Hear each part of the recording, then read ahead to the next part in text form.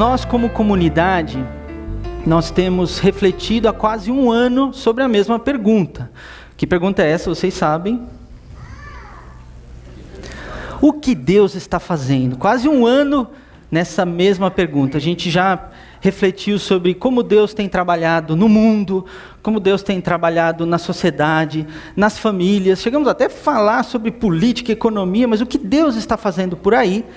E aí foi chegando mais perto, chegando na família. E a pergunta que cada um de nós tem feito nessas reflexões, sem dúvida, é o que Deus está fazendo na minha vida? Como Deus tem trabalhado com cada um de nós? O que Deus está fazendo na sua vida? Pastor Wilson, eu conheço ele já faz um tempo, eu conheço ele e a família há uns 20 anos, e a gente conviveu enquanto ele era ministro de música lá na igreja do Brooklyn, que eu e minha família frequentávamos, e depois a gente ficou um tempo afastado. Ele foi para Santos, a gente se falava muito por Facebook, né? Falava por à distância. E aí, depois que ele foi escolhido, começou aqui o seu ministério, um dia eu marquei com ele uma conversa e falei: pastor, agora você é meu pastor.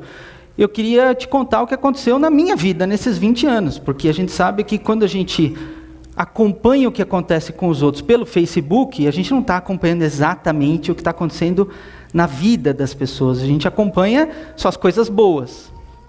Então eu sentei com ele, conversei um pouco, falei: olha, aconteceu tudo isso e tal, e ele: puxa, que legal, foi uma conversa ótima. Ele também explicou muito do que aconteceu com ele, e ele falou: olha, acho que isso cabe uma mensagem, acho que você podia empacotar isso numa mensagem e levar para a comunidade.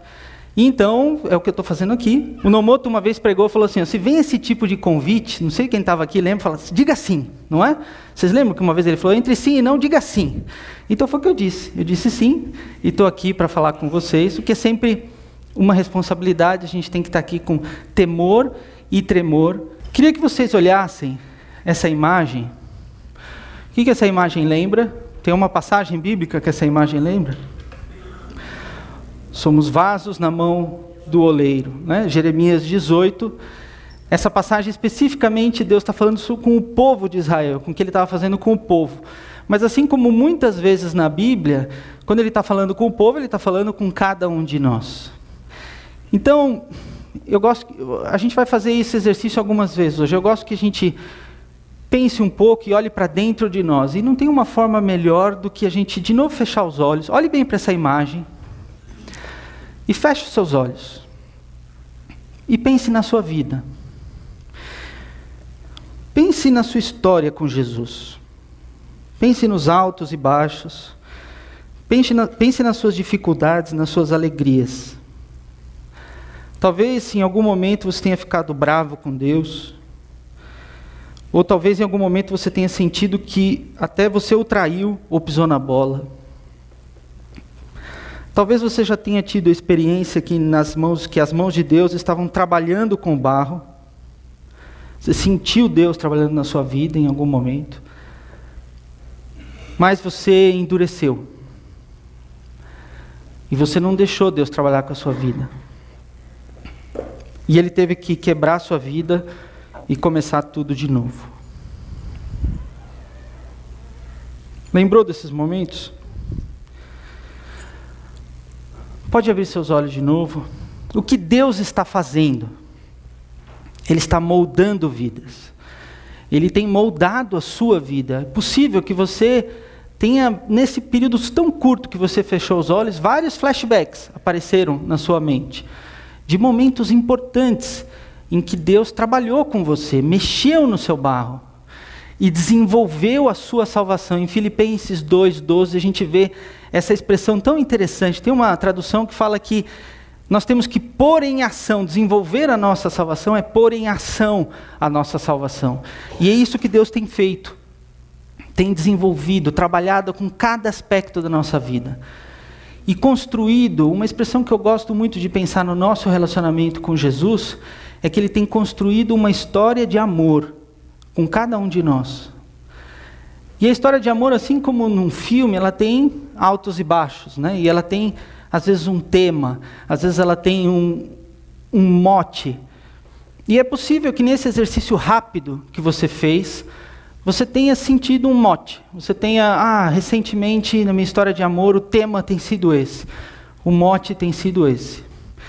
É possível que Deus esteja te mostrando uma área específica da sua vida que Ele quer moldar, que Ele quer trabalhar.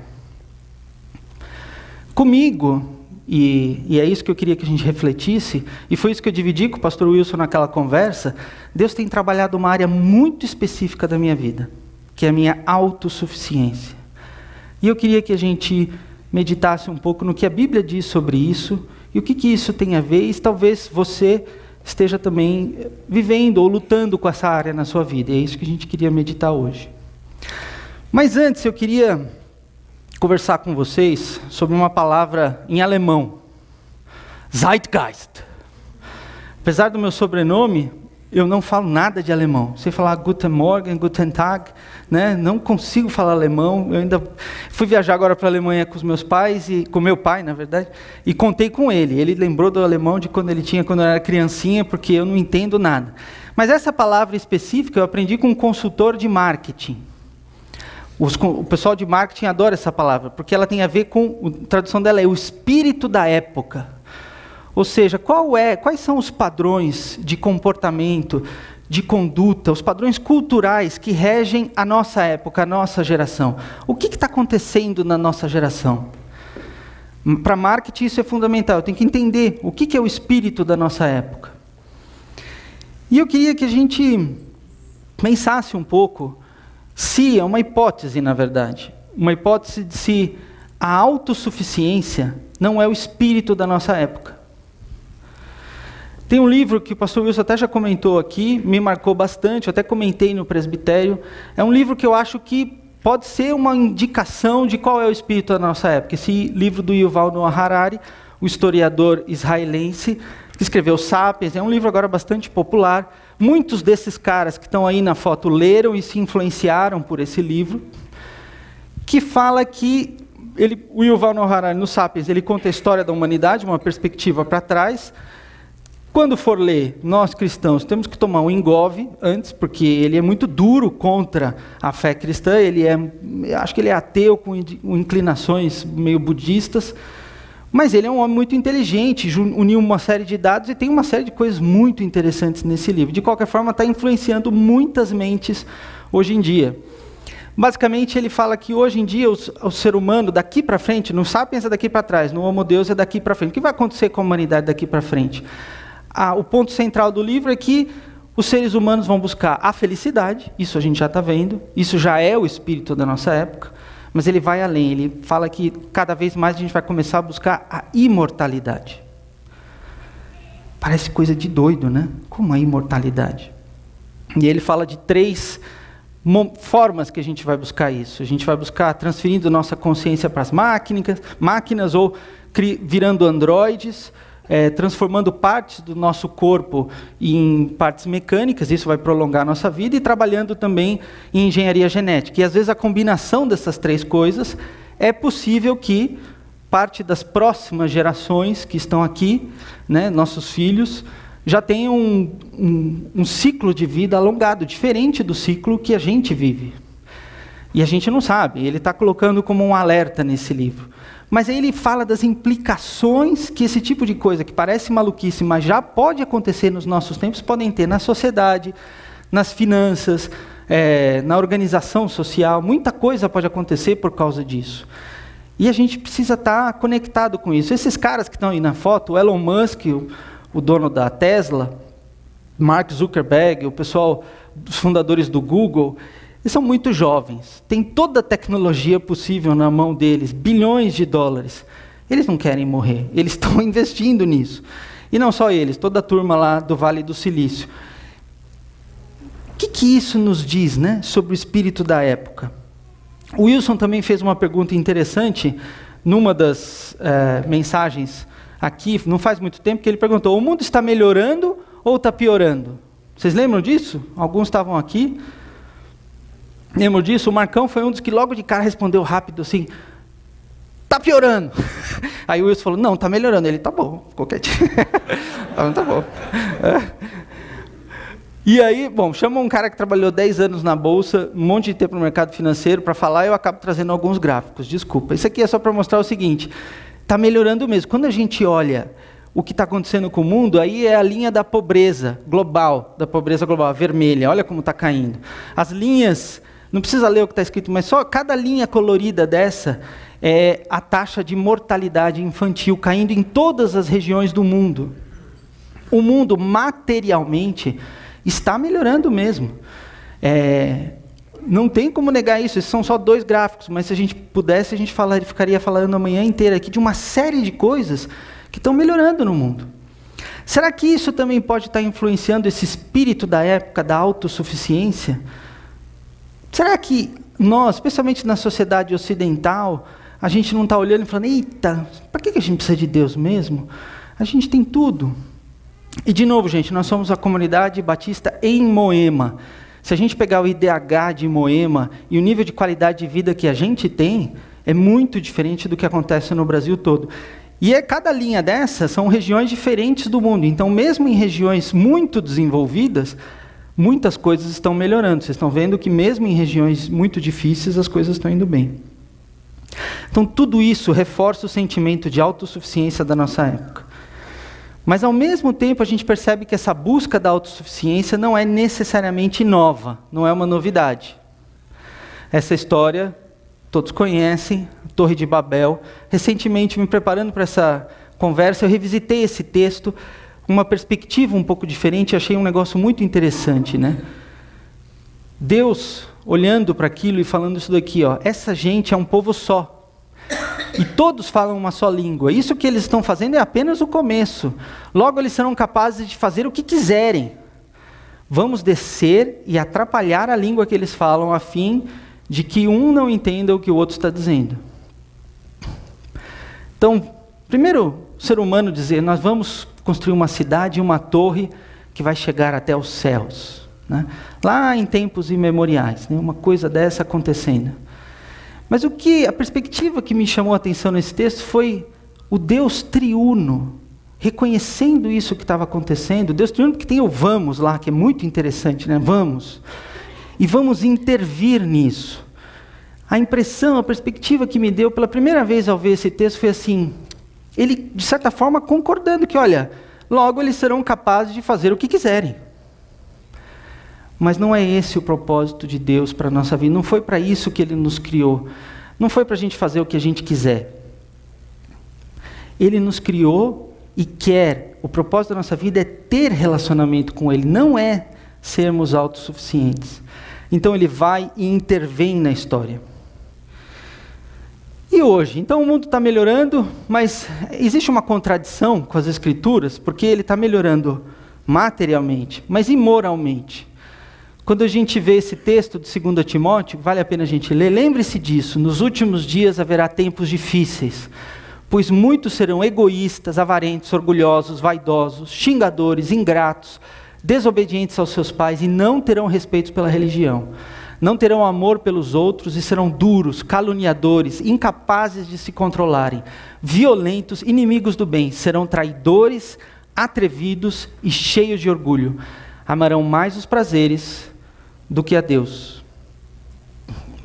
Cada vez que eu releio esse texto, dá a impressão de que a gente está mais perto dos últimos dias. Não sei se vocês têm a mesma sensação. Então a gente está melhorando materialmente, mas as Escrituras estão se cumprindo com relação ao que está acontecendo moralmente na nossa sociedade. Até porque a fé é oposta ao conceito de autossuficiência. Se esse é realmente o espírito da nossa época, tudo isso é uma hipótese, mas se esse é realmente o espírito da nossa época, é bom a gente saber que a gente está remando contra a maré. A maré é de autossuficiência, mas a fé é o contrário da autossuficiência. E não é religião. Até porque o conceito de religião não é sempre bom lembrar, né? A palavra mesmo, a etimologia é religar o homem a Deus, é o esforço do homem tentando chegar até Deus. E nós, cristãos, a coisa é até mais forte no nosso caso, porque a nossa fé é o oposto disso. A nossa fé não são os nossos esforços tentando chegar até Deus, mas é Deus nos resgatando, nos redimindo, e a gente vivendo uma vida de submissão à vontade dele. O cristianismo é o oposto, Deus se esvaziando, se fazendo homem, e vindo nos resgatar. Eu costumo dizer que não há outra forma de se chegar a Deus que não seja ajoelhado. Pela fé cristã não tem outro jeito, ajoelhado aos pés da cruz, e como a gente cantou, deixando aquele fardo. Né? Foi bonito, essa música lembra muito o livro O Peregrino, clássico cristão do John Bunyan. E eu li quando eu era moleque, depois os pré-adolas, Felipe pediu para os pré-adolas relerem e verem o filme. O filme é meio mal feito, né? Mas o importante é a mensagem, né? O importante é a mensagem. Mas foi bonito, me marcou lembrar essa trajetória. Esse é um livro que a gente lê quando é criança, mas eu acho que a gente aproveita mais quando a gente é adulto. Quando a gente já viveu essa trajetória que vocês relembraram rapidamente quando vocês fecharam os olhos. A gente lembra nossa trajetória com Jesus e vê a trajetória do peregrino e fala, nossa, e cria várias relações. E essa imagem dele ajoelhado, colocando o fardo aos pés da cruz, é isso, é esse nosso sentimento com relação a Jesus. Agora, isso você está falando, é um mundão, né? Então o mundão está nesse negócio de espírito da época. Será que esse espírito da época pode nos impactar mesmo? Será que isso pode entrar no nosso dia a dia, na igreja? Pode. Eu creio que o principal impacto é que esse espírito da época, ele age em nós como um pano de fundo. E é esse o perigo que a gente tem que tomar cuidado. A gente crê em Jesus, Ele é nosso Senhor, Ele é nosso Salvador, não tem muita dúvida disso, esse é o nosso testemunho público de fé. Mas a gente está aí sendo bombardeado por ideias e imagens desse espírito da época, e às vezes no pano de fundo, a gente vai explorar um pouco como funciona isso. Lá no fundo da nossa cabeça ficam algumas ideias desse espírito da época. E se a gente não tomar cuidado, apesar da nossa pública profissão de fé, eu estou dizendo que Ele é meu Senhor, que Ele é meu Salvador, lá no fundo tem algumas coisas que a gente acaba escorregando. Essa imagem é do Petit Philippe. Não é bem um malabarista, é um cara que anda no meio das cordas. Aí ele está andando no Times Square. No Times Square não, no antigo World Trade Center, né? Entre uma torre e outra. E eu gosto muito de uma alegoria de fé, que a gente usava às vezes em treinamentos de evangelismo, que fala que fé, é bonito falar assim, fé, eu tenho fé. Mas o que é fé mesmo? O que é essa confiança? Eu gosto da alegoria que fala de uma história onde um cara equilibrista como ele, tão famoso, estava indo e voltando de um precipício, indo e voltando. Ia com o bastão, depois ele ia sem bastão, aí ele ia com o pé só, aí ele ia com um carrinho de mão, voltava, e as pessoas, nossa, esse cara não cai de jeito nenhum. E aí ele para e fala, vocês acreditam que eu consigo ir e voltar de novo com esse carrinho de mão? As pessoas, claro, você já fez isso 1 milhão de vezes. Vocês colocam dinheiro nisso? Claro, vamos apostar que ele vai. Todo mundo apostando que ele consegue. Ótimo. Quem de vocês senta no carrinho de mão para eu levar? É outra figura. Você crê que Jesus Cristo é Senhor e Salvador da sua vida? Claro, já professei isso 1000 vezes. Então, vamos entrar no carrinho de mão, vamos colocar realmente a nossa vida nas mãos dele, confiar tudo o que temos nas mãos dele. Esse é um exercício muito difícil e que a gente está aprendendo a fazer. Um processo que a gente vai trabalhando na nossa vida. Nossa vida hoje, lembrando essa coisa do malabarista, ela lembra muito uma coisa de malabarista. Pelo menos eu me identifico com essa figura. A gente está toda hora equilibrando coisinhas, né? Hobbies, filhos, carreira, amigos, ministério, finanças, cônjuge, a relação com o cônjuge, saúde. Talvez as suas bolinhas sejam um pouco diferentes, dependendo do ciclo de vida que você está, mas a gente está o tempo inteiro assim. Até gosto de uma figura que algumas dessas bolinhas são de borracha, outras são de vidro. A gente às vezes está equilibrando, olhando para as bolinhas de borracha, como por exemplo carreira, como por exemplo finanças, elas são de borracha. Se elas caírem, elas podem voltar. Outras não, normalmente ligadas à saúde, a relacionamentos. Às vezes é mais difícil, quando elas caem no chão, elas quebram, mas a gente está o tempo inteiro tentando equilibrar. E talvez a gente esteja com dificuldade de, em alguma dessas bolinhas, colocar a confiança na mão de Deus. Na minha conversa com o Wilson, que eu relatei no início para vocês, eu comentei sobre 3 áreas dessas aí, que Deus tem trabalhado na minha vida, 3 áreas muito importantes para mim, e que Deus tem trabalhado na minha vida. Minha carreira, meu ministério e a minha família. Deus tem trabalhado a minha autossuficiência nisso. Talvez a sua lista seja um pouco diferente, mas para mim, isso me impactou bastante. E eu queria dividir um pouco disso com vocês. Bom, ao falar da própria vida, às vezes a gente se complica um pouco, né? Então, nessa parte eu vou ler um texto para vocês sobre como foi a minha experiência, um texto rápido da minha experiência com Deus nessas 3 áreas. Até porque, como fala da minha vida do núcleo familiar, eu tive que pré-aprovar com a minha digníssima esposa o texto, né? Então, para não sair falando coisa que não deve, né?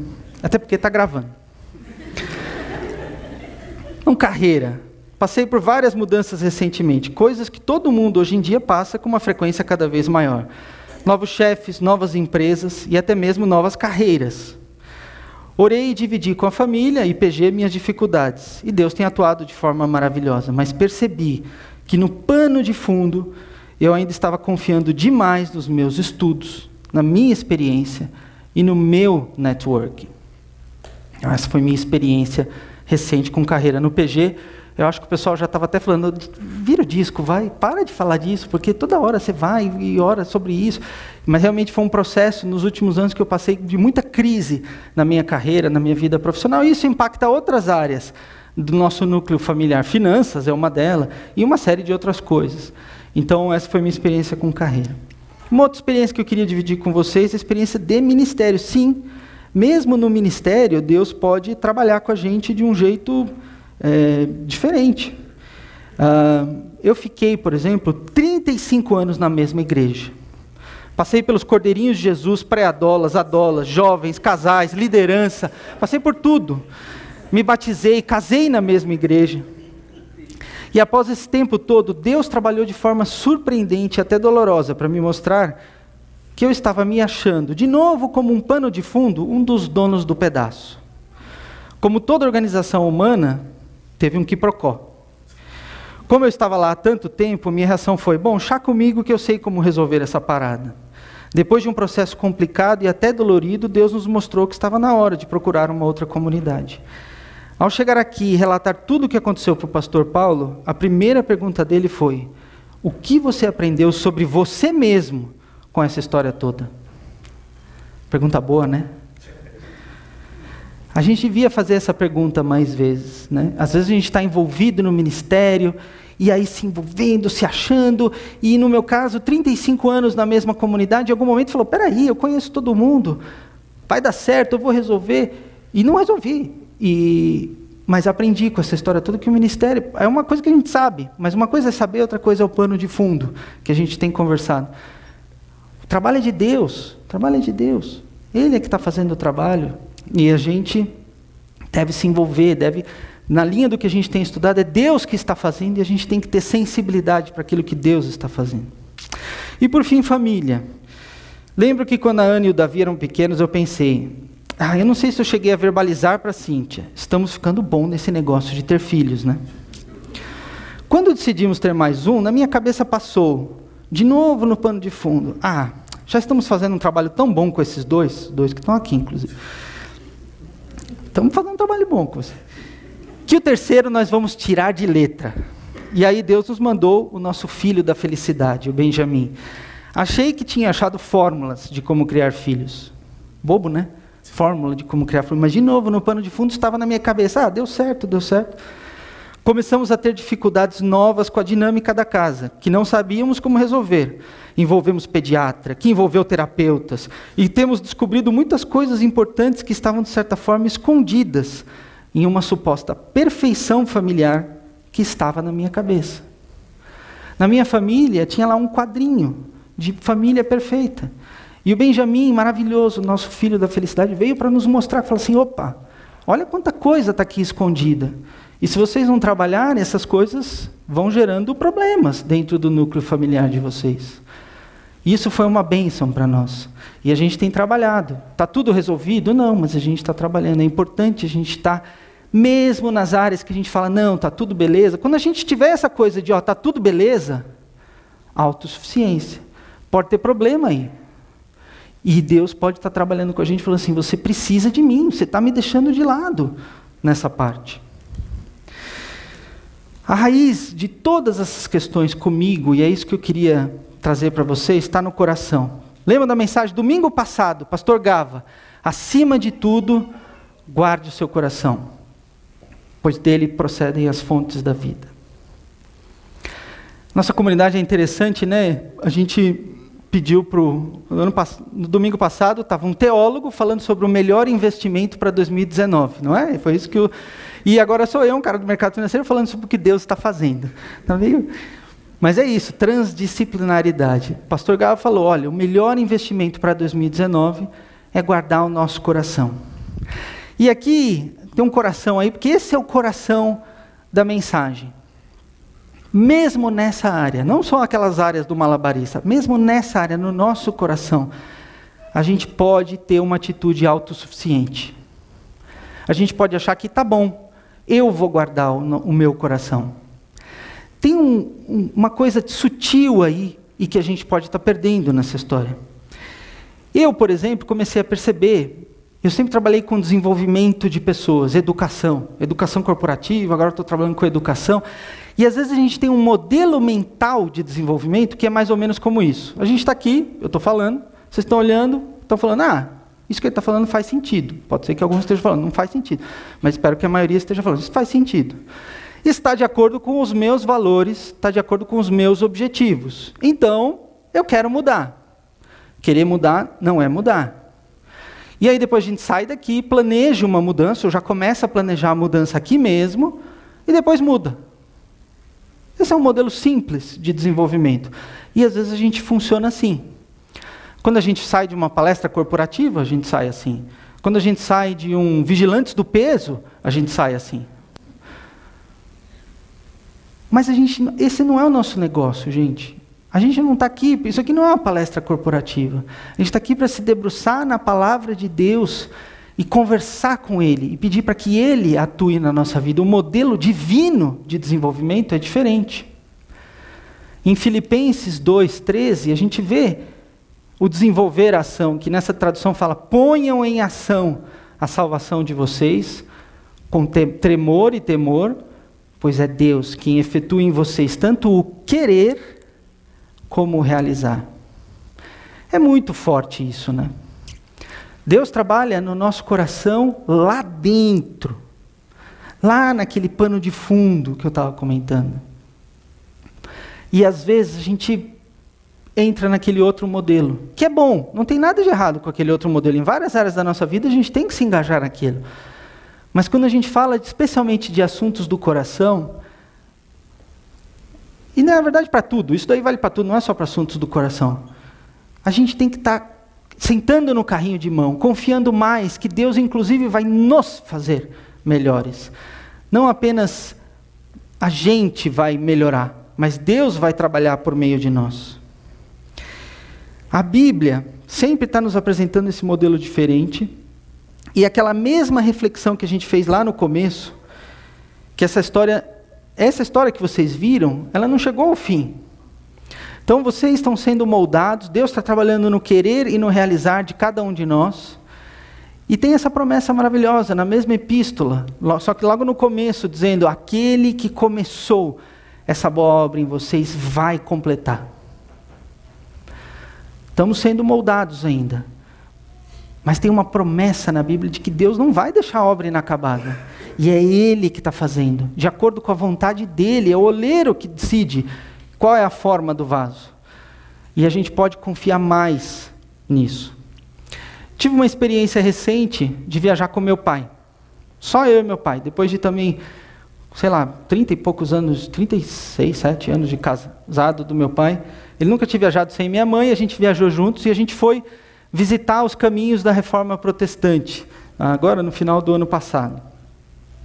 E a gente estuda sobre a Reforma Protestante, mas quem já teve essa experiência é diferente ir lá, né? Aqui a gente está na porta da Igreja do Castelo, onde Lutero afixou as suas teses.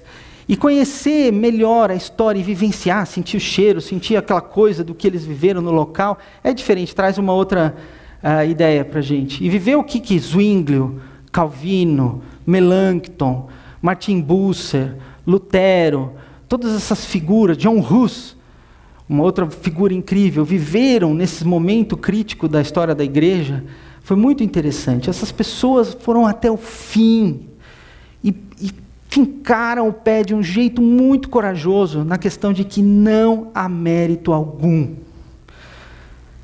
A gente sabe disso, de novo a gente sabe, está na nossa frente. Mas eles foram fundo. Depois eu voltei lendo Nascido Escravo, do Lutero. Não sei quantos já tiveram a condição de ler esse livro, é muito interessante.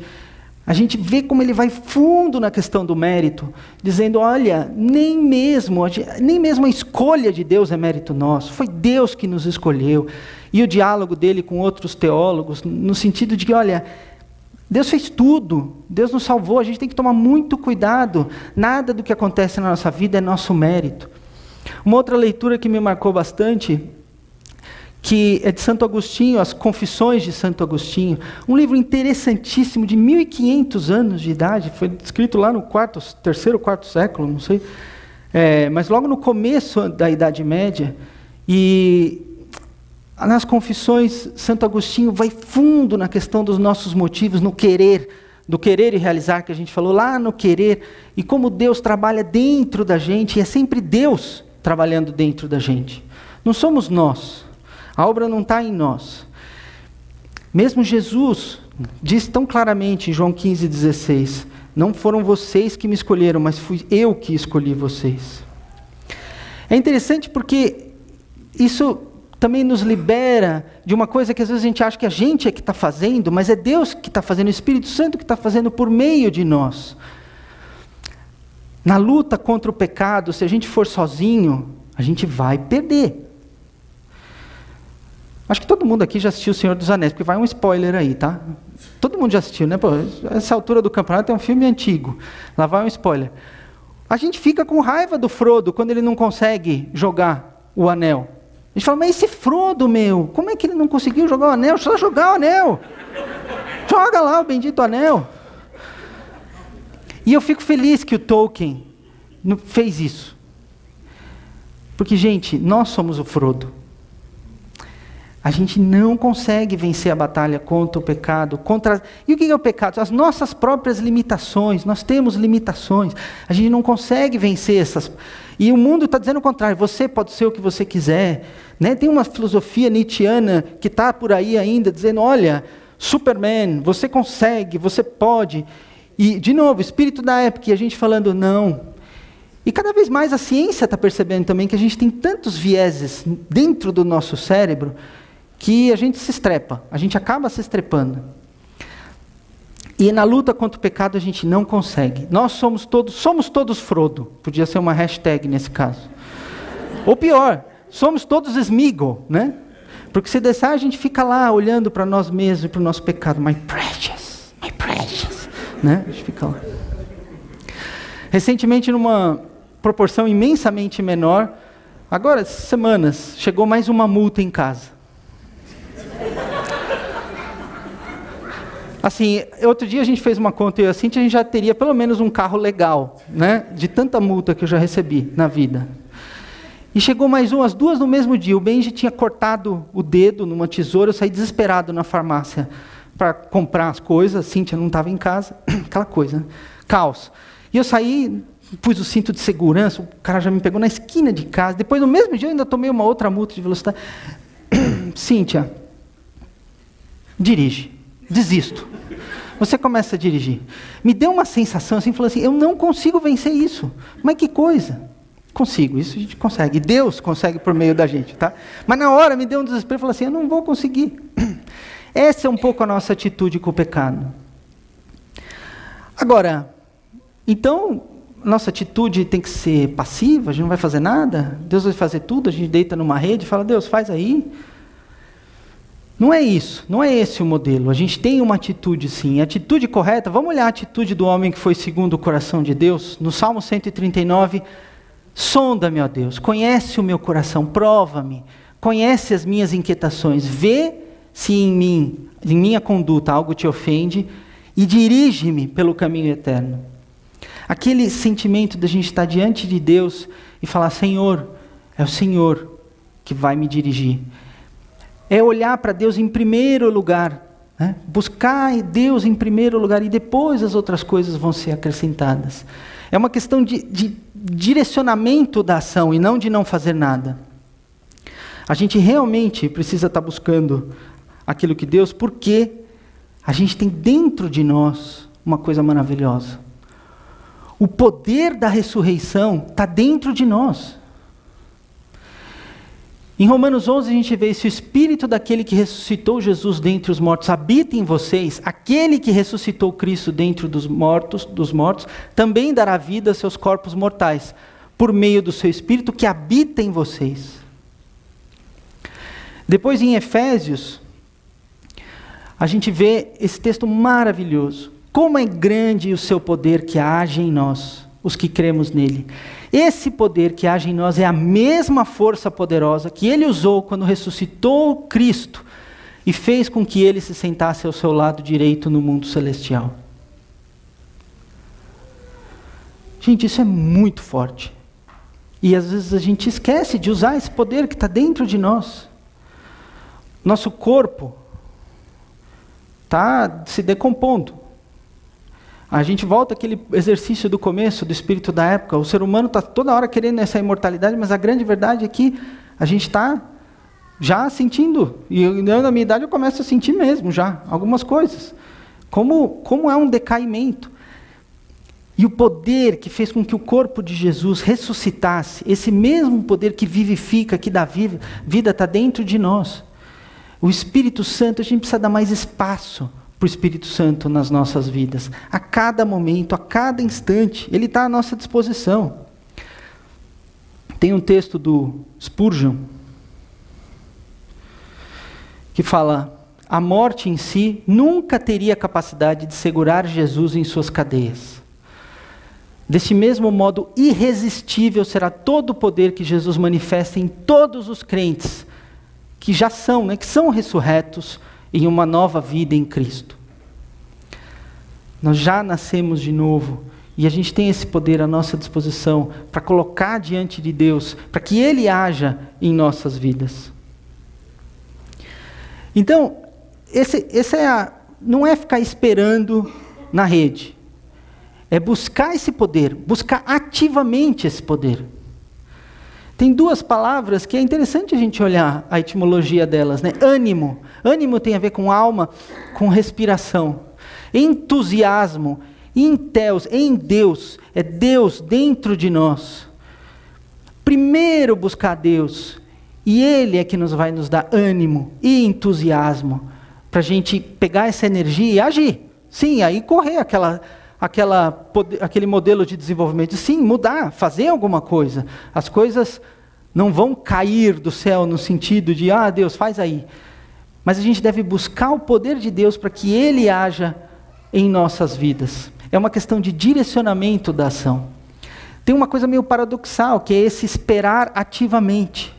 Em Isaías 40:31 a gente vê: mas os que esperam no Senhor renovam as suas forças, como águias voam no céu. Então, esse olhar, essa espera ativa em Deus é algo que a gente deve buscar. E para isso, tem alguns exercícios espirituais. O pastor Giovaldo tem me ensinado muito, todos nós na comunidade, a voltar a olhar por alguma coisa assim que a igreja foi perdendo. Na história da igreja, a gente foi perdendo uma coisa que nos monastérios era muito comum, da gente ter exercícios espirituais. Se está tudo contra nós, se a maré está contra nós, se o espírito da época está contra nós, para a gente ter esse exercício de dependência contínua de Deus, é fundamental que a gente se discipline, que a gente tenha essa disciplina de buscar a Deus, não de sair fazendo sozinho. Então, Bíblia e oração, o velho e bom BO, isso é tão importante. Toda hora na nossa vida, a gente lê a Bíblia e vê o que Deus quer da gente e orar mais, orar sem cessar, entregar diariamente todas as áreas da nossa vida, e em especial o nosso próprio coração. Hoje a gente está cheio de gadgets por aí, né? Esse relógio aqui fica me lembrando que eu tenho que respirar. Não sei se vocês têm coisas parecidas, às vezes tem aplicativo. Então, às vezes eu estou lá trabalhando e está na hora de você respirar. Coisa, né? A inteligência artificial deve olhar para a gente e falar assim, esses humanos, tem que ensinar eles a respirar. Né? Mas é isso. Deveria ser como respirar. A gente tem que ser lembrado. Aí uma ideia boa, pastor Javaldo, para o MES. Criar um aplicativo falando, está na hora de você pensar em Deus. Está na hora de você orar. Assim como os sinos dos mosteiros, toda hora, por que tinha sino? Toda hora, está na hora de você pensar em Deus. Está na hora de você orar. E aí a gente precisa monitorar os resultados disso. Monitorar a gente pode, porque isso é autoavaliação para ver como é que a gente está indo. O principal monitoramento poderiam ser os próprios frutos do Espírito. O indicador. Né? Eu falei aqui que tinha um indicador, se tinha alguém... tem, mas tudo bem. Monitorar os frutos do Espírito. Como, então, isso acontece na nossa vida? Como é que eu estou vendo amor, alegria, paz, paciência, amabilidade, bondade, fidelidade, mansidão e domínio próprio? São coisas muito contra a nossa natureza, né? É difícil a gente olhar para isso e falar, eita, isso não sai naturalmente, gente. Nada disso sai naturalmente. Aquele modelo de, não, eu vou me forçar para ser mais amável. A gente pode tentar, mas a gente vai perder a batalha se a gente não confiar no poder de Deus. E a gente monitora isso. Será que está indo bem? Se não está indo bem, eu vou fazer o quê? Eu mesmo vou tentar ser mais amável? Não, eu vou buscar o Deus que vai me fazer mais amável. Essa diferença é algo que a gente precisa pensar. E um último exercício que eu queria passar e sugerir para a gente fazer é estabelecer memoriais. Memoriais que nos ajudam a lembrar da nossa própria história de amor com Jesus. Esses memoriais nos lembram de como Deus já agiu e como Ele nos ajuda a evitar a nossa tendência à autossuficiência. Um salmo maravilhoso para a gente ler e meditar nele é o Salmo 78, do povo de Deus, por meio do Salmo, relembrando a história de, olha, nós não vamos esconder dos nossos filhos, contaremos à próxima geração os louváveis feitos do Senhor. E os louváveis feitos, no Salmo, vocês vão lendo, não é só coisa boa, não. No meio do Salmo tem, Deus nos resgatou porque a gente pisou na bola. Depois, a gente pisou na bola de novo, Deus nos resgatou. E a gente pisou, e o povo de Deus, a história bíblica, ela não esconde os problemas que a gente passou. E a gente tem tanta coisa que a gente pode lembrar, né? A gente tem as histórias bíblicas, a gente tem a nuvem de testemunhas em Hebreus 12, 1, que fala que a gente está correndo uma carreira, que a gente está no meio da corrida, mas tem um monte de gente que a gente pode olhar e olhar nessa experiência da história bíblica e falar, nossa, quanta coisa Deus já fez. E a nossa própria história. Estabelecer memoriais dentro da nossa família, estabelecer memoriais dessa nossa história de amor com Jesus, isso é tão importante. Lá em casa, a gente tem uma coisa que a Cíntia meio que instituiu, da gente levar coisinhas que lembram momentos legais da nossa árvore de Natal. Então, toda vez que a gente vai montar a árvore de Natal, a gente monta a árvore de Natal lá em casa. Sei que você não gosta muito, mas E aí, no meio do montar a árvore de Natal, a gente vai lembrando, olha, que legal esse enfeite, em cada lugar que a gente viajou, coisas que a gente passou e tal. A gente estava uns dias atrás na varanda de casa, a árvore fica na varanda, de repente bateu um pé de vento, e eu tinha colocado a árvore de Natal em cima de uma mesinha, que a Cíntia falou, não coloca nessa mesinha. E eu pus. E a árvore saiu voando, um negócio, um foguete, e é uma árvore gigante, maior que eu. E o pé daquele pé de vento, e caiu, e a Cíntia foi logo nos enfeitinhos que ela foi, e ela foi, olhou, quebrou, mas quebrou em cima o enfeite preferido dela. Tem 1 bilhão de enfeites na árvore, mas quebrou o enfeite dela. E aí, poxa, que pena, tal. E eu fiquei pensando e fiz a besteira de falar, por que a gente não... Ele quebrou, mas ainda está razoável, vamos manter na árvore. Tomei uma bronca. E depois isso me fez refletir sobre o que são os memoriais. Os memoriais não são só os momentos bons. Claro que na árvore de Natal a gente não vai ficar colocando lá recibo de hospital na árvore, né? Passamos, né? Tivemos... Não, acho que isso não passa lá em casa. Mas é a gente ter esse olhar dos altos e baixos da vida. Faz parte da nossa história. E ver como Ele nos carregou nos momentos difíceis. E como Ele nos deu momentos felizes e alegres quando a gente estava no topo da montanha. Tem um autor, que é o Stephen Kurt Chapman, que é o meu compositor cristão favorito, muitos aqui conhecem. Ele acabou de lançar um single novo, com uma música exatamente com esse tema. Lembrar para relembrar. E na música ele fala, lembre-se da maneira como ele guiou você para o topo da montanha. E lembre-se da forma como ele o carregou através da escuridão profunda. Veja de onde você está vindo e para onde você vai. E lembre-se de relembrar. Então é isso, gente.